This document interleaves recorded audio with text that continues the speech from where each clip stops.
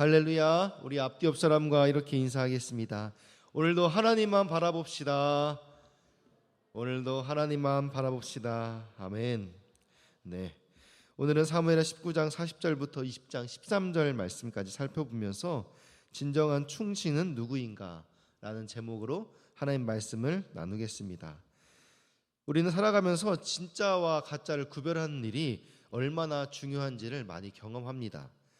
겉으로 보기에는 훌륭하고 멋져 보여도 시간이 지나면은 그 속마음이 드러납니다. 특히 위기의 전환 속에서 그것들이 더 많이 중요하죠. 누구는 끝까지 자리를 지키고 누구는 빠르게 등을 돌립니다.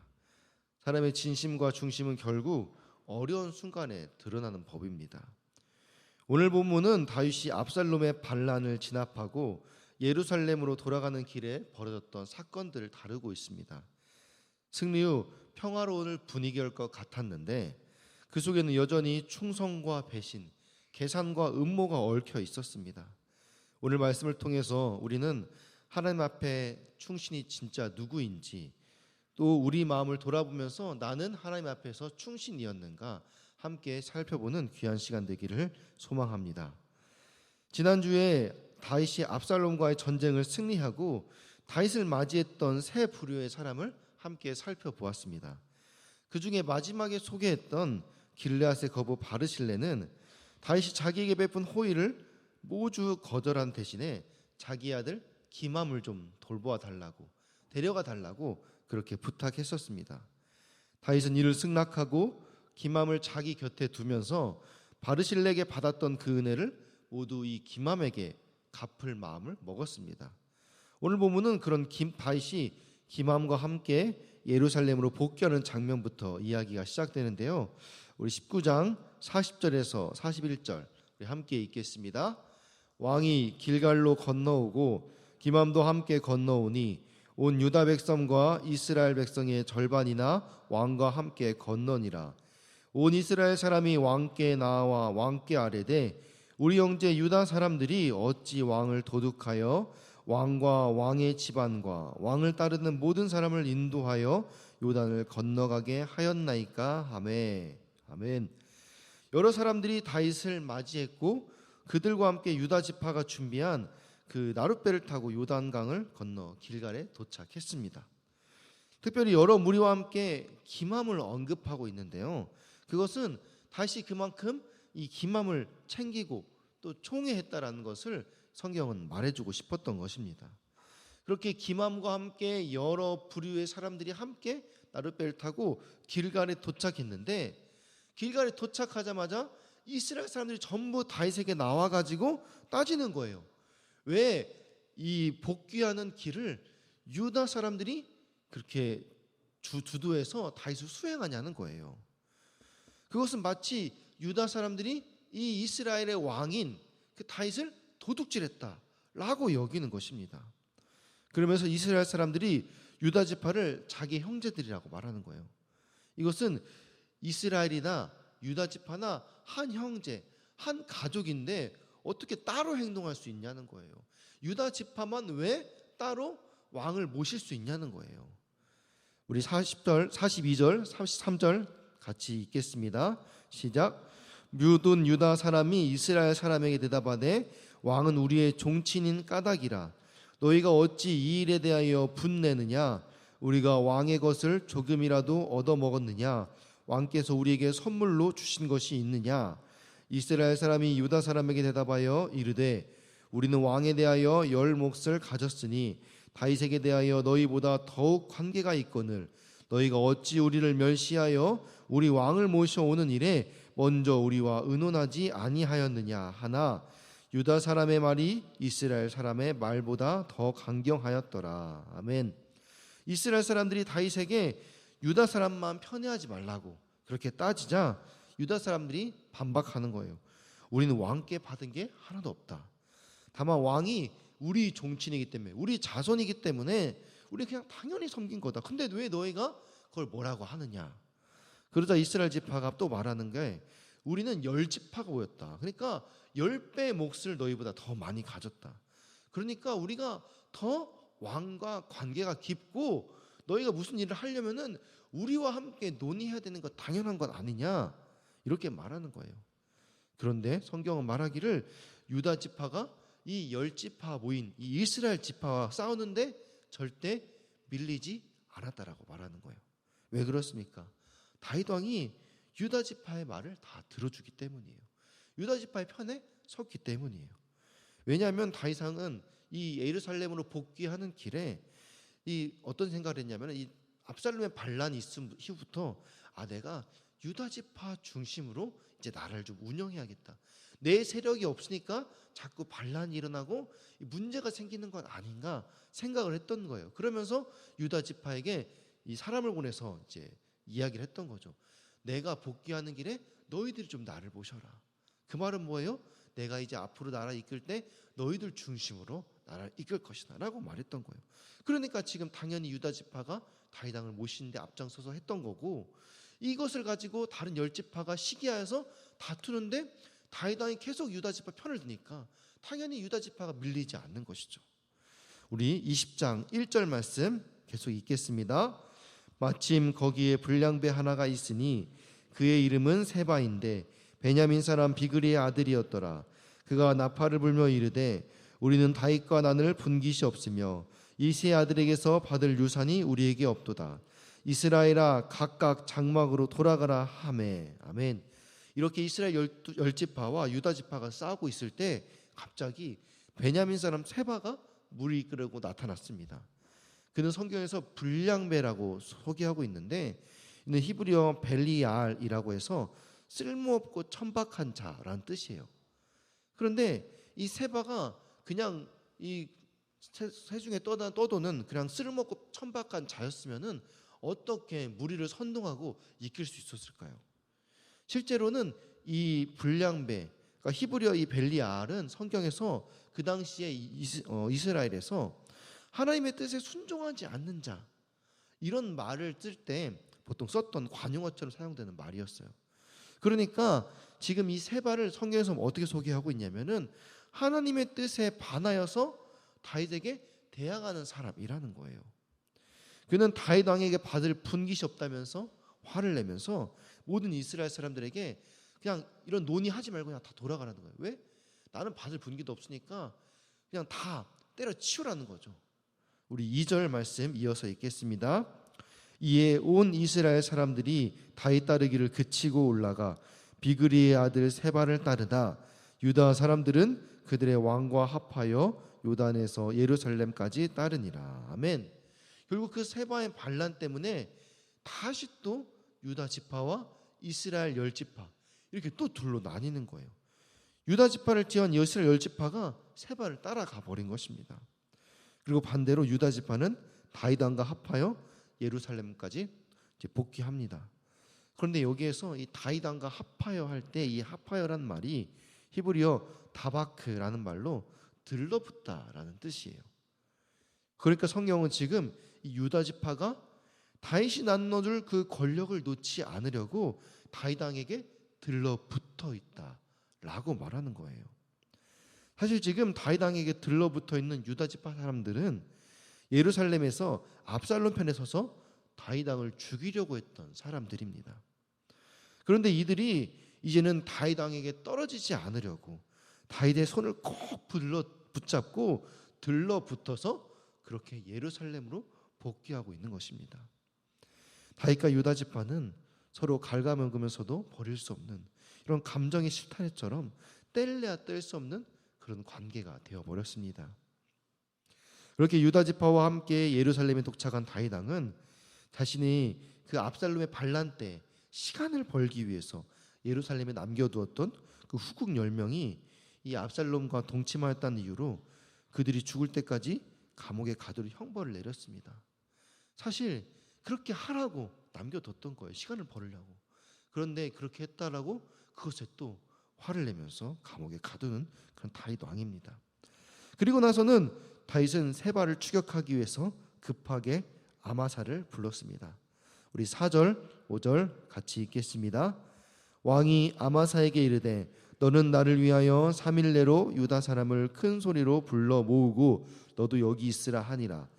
아마사가 유다 사람을 모으러 갔더니 왕이 정한 기일에 지체된지라. 아멘. 다윗 왕은 아마사 장군을 불러서 유다 사람을 3일 만에 소집하고 여기로 다시 돌아오라고 명령합니다. 다윗 왕이 급하게 이 3일의 기한을 정한 것은 지금 세바가 제대로 군대를 구성하기 전에 진압해야 되기 때문에 그렇게 급하게 서두른 거죠. 다윗은 요압이 자신의 아들 압살롬을 죽인 것에 화가 나서 요압을 바로 해임하고 그 자리에 이 압살롬의 군대 장관이었던 아마사를 급하게 자신의 군대 장관으로 임명했었습니다. 그러나 지금 이 아마사가 그 모아야 될 유다 사람들은 어떤 사람들입니까? 다윗의 편에 서서 압살롬의 부대, 그러니까 아마사가 이끌었던 그 압살롬의 부대와 대적했던 사람들이에요. 그런데 이제는 아마사를 그 다윗의 부대 장관으로 임명했어요. 그리고 유다 사람들을 모으라고 하니까 지금 누구를 모아야 돼요? 자기와 대적했던 사람, 자기와 싸웠던 사람들을 모아야 되니까 이 아마사가 기한 내에 모으는 것이 어려웠던 것입니다. 그래서 결국 기한 내에 유다 사람들을 제대로 소집하지 못했습니다. 우리 6절에서 7절 계속 읽겠습니다. 다윗이 이에 아비새에게 이르되 이제 비그리 아들 세바가 압살롬보다 우리를 더 헤아리니 너는 내 주위의 부하들을 데리고 그의 뒤를 쫓아가라. 그가 견고한 성읍에 들어가 우리들을 피할까 염려하노라 하매 요압을 따르는 자들과 그렛 사람들과 블레셋 사람들과 모든 용사들이 다 아비새를 따라 비그리 아들 세바를 뒤쫓으려고 예루살렘에서 나와. 아멘.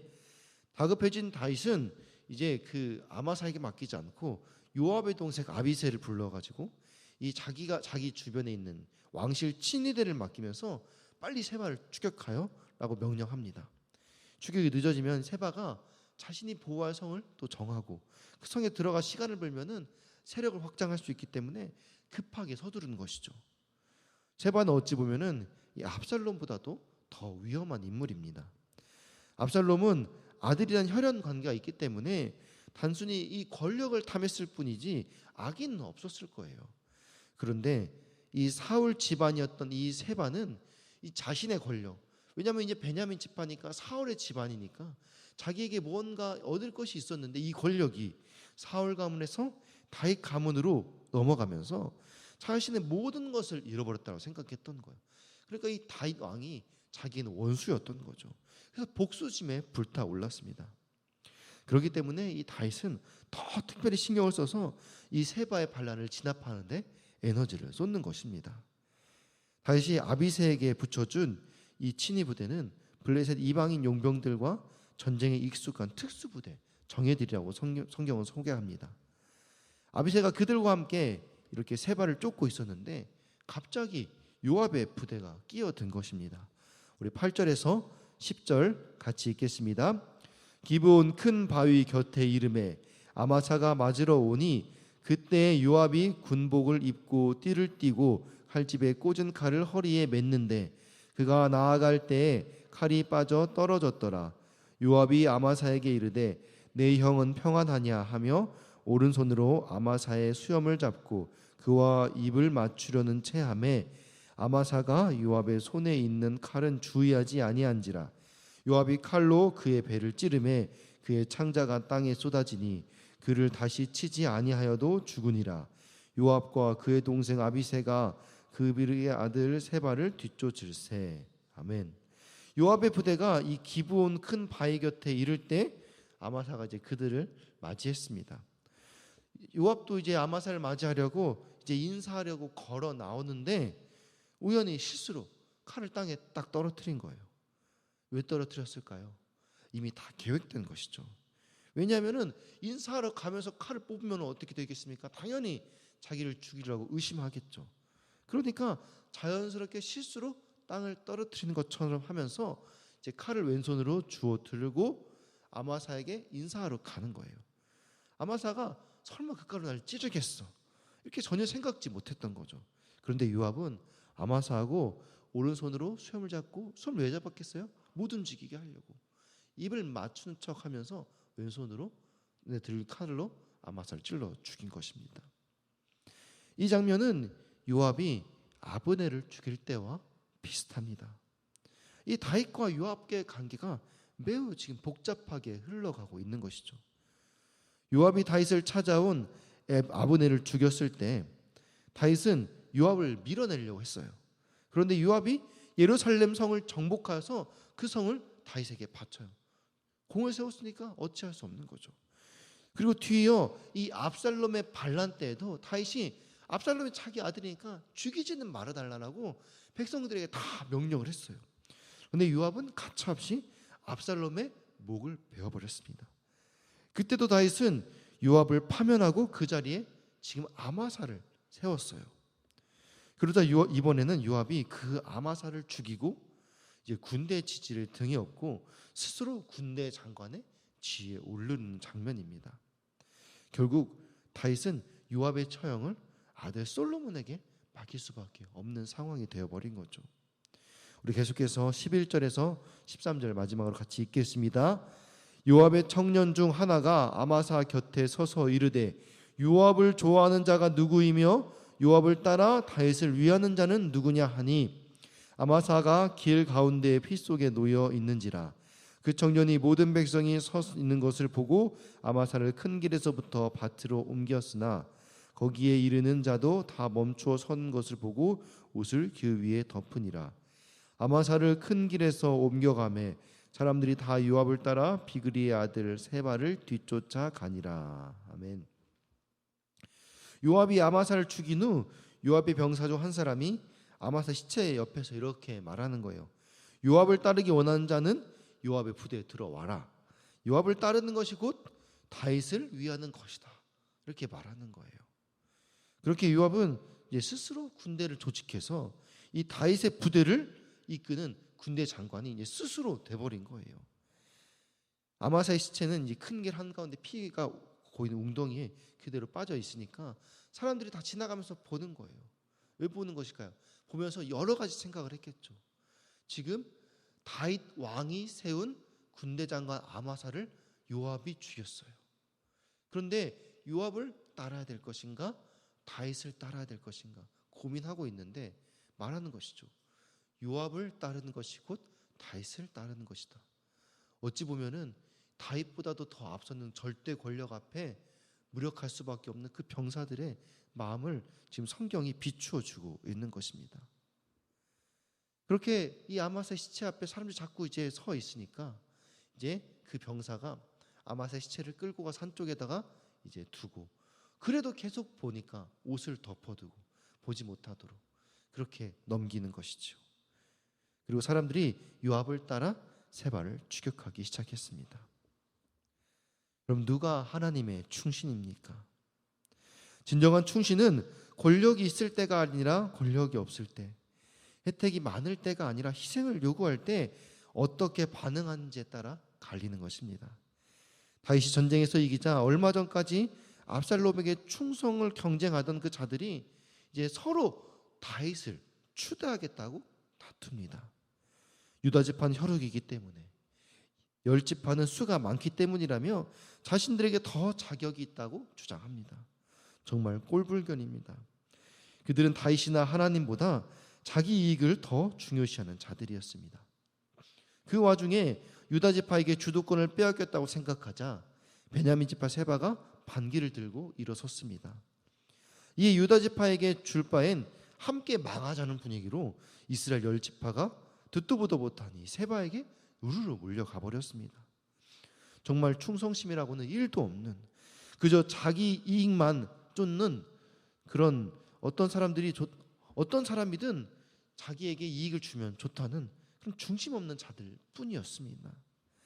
이 한편에서는 아마사에게 군대 장관 자리를 빼앗기고 세바를 쫓는 지휘권은 또 동생 아비새에게 빼앗긴 요압이 아마사를 비겁하게 속여서 죽여버립니다. 요압 또한 자신의 안위와 권력만 생각하는 그런 자였던 것이죠. 세바가 외부에 떠들썩한 반란자라고 하면은 요압은 내부에 은밀한 반란자였던 것입니다. 과연 나에게 하나님은 어떤 분인가요? 우리 또한 예수님을 나의 이익의 한 수단으로 여기고 있지는 않습니까? 나는 하나님께 진정한 충신이었는가? 나의 중심은 세상의 명예와 성공, 물질과 권력보다 하나님 한 분만 바라보고 있었는가?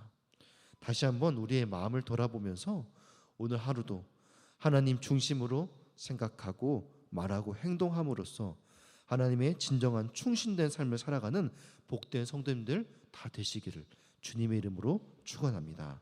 아멘. 지금 함께 들은 말씀 기억하며 함께 기도하기를 원합니다. 자, 같이 기도하실 때 상황에 따라 흔들리지 않는 충성된 마음을 내게 주시옵소서.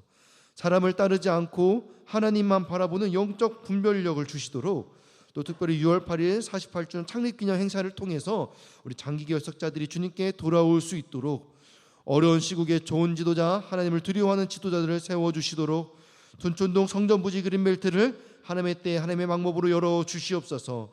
올림픽 바크 보련 아파트 12,032세대 4만 명의 영혼을 구원한 일에 우리 교회를 사용하여 주시옵소서. 몸과 마음으로 고통받는 성도님들 치유하여 주시고 그들을 돌보는 가족들을 위로하여 주시옵소서. 우리 각자의 기도 제목을 위하여서 사랑하는 주님의 이름 세 번으로 같이 기도하시겠습니다. 주여